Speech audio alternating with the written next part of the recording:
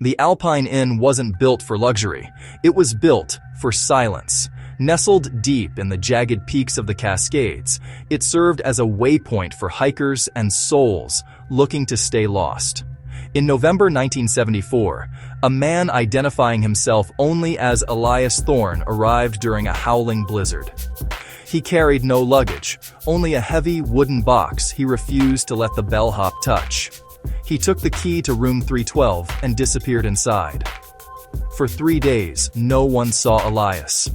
There was no request for room service, no sound of a television, and no footsteps. On the 4th morning, a maid noticed a dark, metallic-smelling liquid seeping from under the door. Fearing a medical emergency, the manager used the master key. The room was clinical. The air smelled of ozone and old copper. The bed was stripped to the mattress, and in the exact center of the bare springs sat a black Model 500 rotary phone. The manager reached for it, then stopped. The phone was vibrating. A frantic, shrill ring echoed through the empty room. He followed the cord down to the floor, only to find it had been severed cleanly, as if the copper had simply ceased to exist. Despite having no power and no line, the phone shrieked.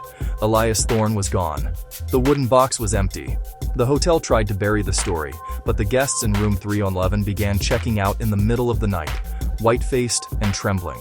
They all reported the same phenomenon, the sound of heavy, labored breathing through the shared wall of 312. It was followed by a slow, rhythmic tapping. Thump, thump, thump, that moved in a perfect circle against the drywall.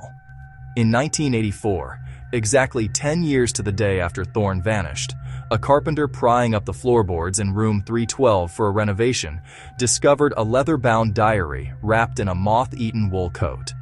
The police were called when they saw the only entry in the book.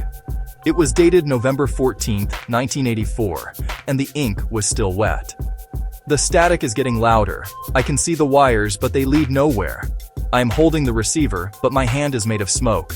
I'm still waiting for the call. To this day, room 312 remains locked.